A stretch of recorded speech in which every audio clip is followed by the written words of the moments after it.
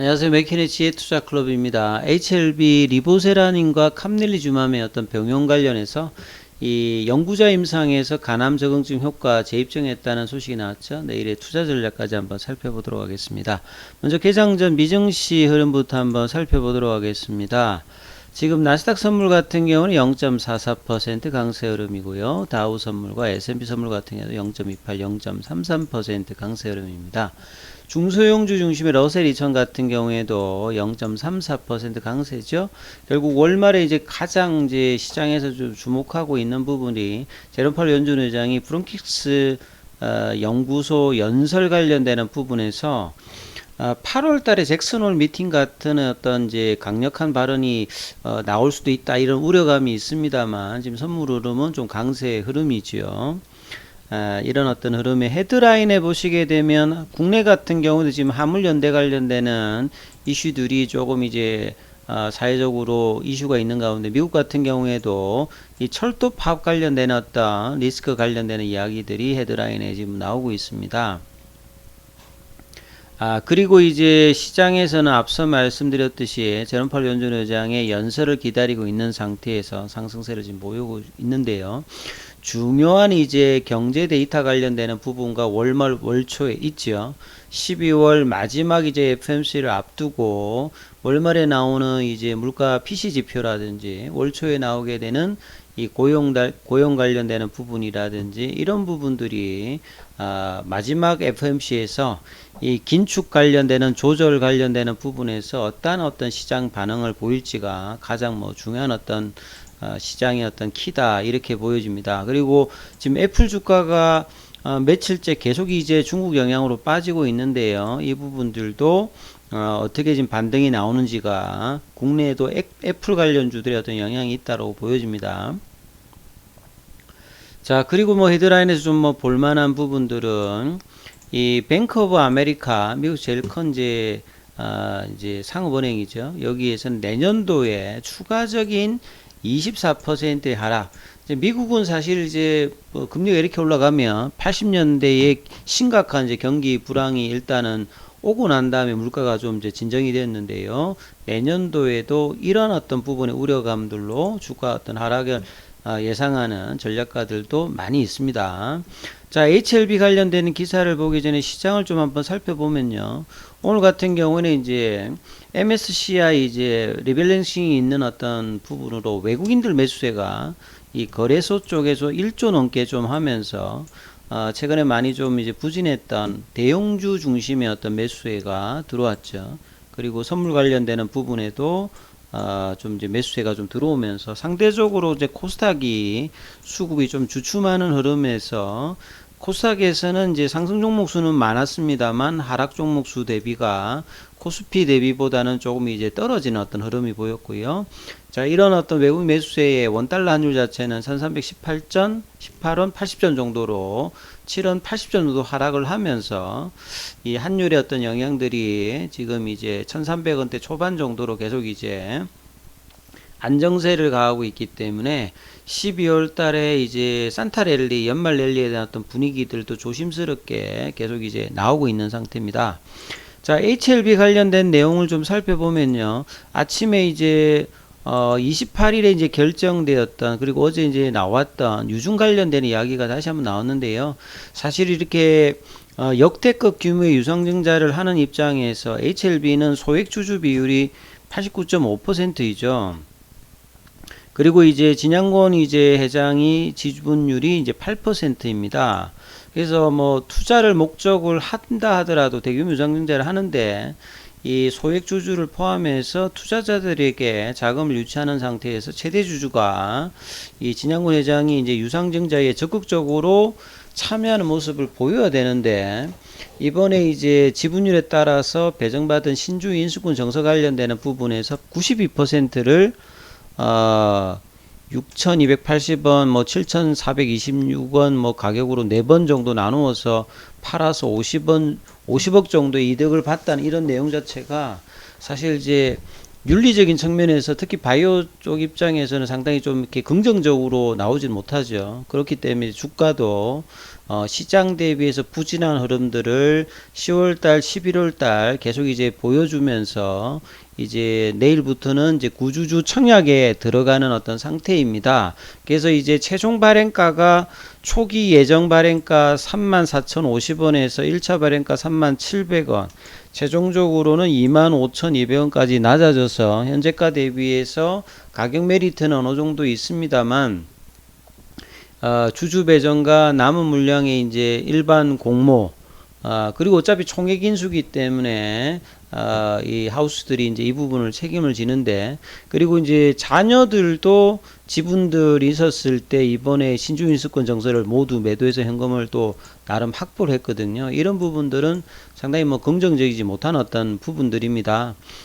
결과적으로 2020년도에 유증을 할 때는 기존 물량을 블록딜을 하면서까지 자금 마련해서 유증을 좀 참여를 했거든요. 그리고 대표적으로 자금이 없으면 주식담보대출을 받아서라도 유증에 참여하는 모습이 좀 중요한 어떤 입장이지 않을까 이렇게 생각되는데, 그 부분들이 결과적으로는 주가에도 영향을 미치고, 아무튼 이제 좋은 결과에 가는 과정에서 이번에 흐름들은 주가에는 이제 유중의 어떤 부담감으로 계속 이제 하락을 했던 어떤 입장이다 이렇게 보여집니다. 이 자금의 어떤 소요 자체는 HLB가 이제 사용하는 부분들은 그렇게 많은 부분들이 아니고요.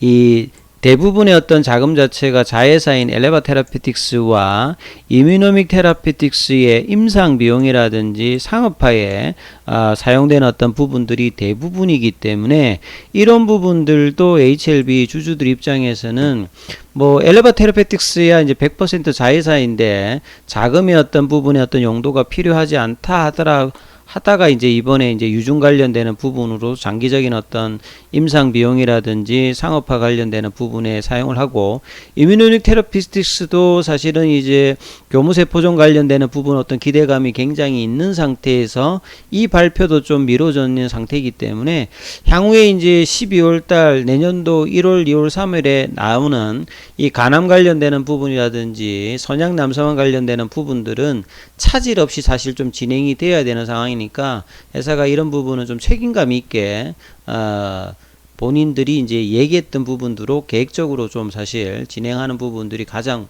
향후에는 좀 중요하다 이렇게 말씀을 좀 드립니다. 그리고 이제 내일 또 이제 청약을 앞두고 있기 때문에 오늘도 뭐 기사가 또 이렇게 많이 나왔다라고 또 보여지는데요.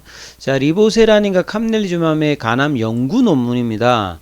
이 다수의 연구자 임상 결과죠.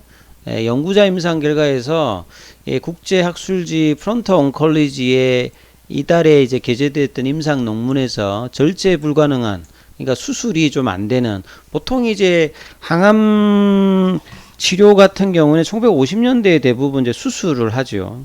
1960년대 이제 방사선요법들로 발전이 되었고, 1970년도에 이제 전신 항암제인 뭐 이렇게 항암제 형태로 치료하고, 80년대가 조금 이제 획기적인 부분이 없었다가 이제 90년대 이후에 이런 이제 리보세라닌 같은 기전을 가지는 이제 표적 항암제들이 나오고, 그 뒤에 이제 항체 치료제 이런 부분들이 발달하면서 2000년도 넘어가면서 면역감문 억제제라든지 그 뒤에 이제 뭐 세포 치료제 이런 것까지 계속 이제 발달을 해 가고 있습니다. 그래서 이 간암 관련되는 부분들도 바이엘의 이제 넥사바가 나오기 전에는 대부분이 이제 수술하든지 아니면 이제 이 항색전술입니다.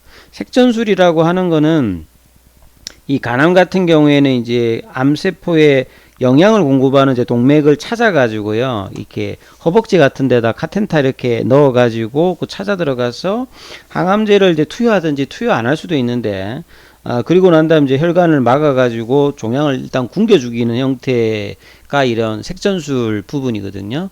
그래서 이제 이 색전술하고 이제 리보세라님과의 어떤 병용도 하고 있는 상태인데, 그래서 항색전술에다가 리보세라닌과 캄넬리주맘을 병용한 것이 대조군은 이제 리보세라닌 단독으로 했을 때보다 효과가 세게 나오더라. 그래서 병용에 관련되는 어떤 부분이 간암 관련되는 부분에서 효과가 있다는 부분들을 좀 밝혀주는 어떤 부분이거든요. 데이터를 보게 되면 뭐 이 OS 값이라든지 PFS 값이 그 이상 반응도 좀 낮은 상태에서 이렇게 일단 대조군 대비에 좀 좋게 나왔다는 부분들이죠. 그래서 이런 부분들은 사실 이제 간암 관련된 뿐만 아니라 나머지 이제 그 적응증에서도 굉장히 좀 기대를 보여주는 어떤 부분들은 여전히 있습니다. 그래서 결과적으로 이제 이런 어떤 학회 논문이라든지 연구자 논문이라든지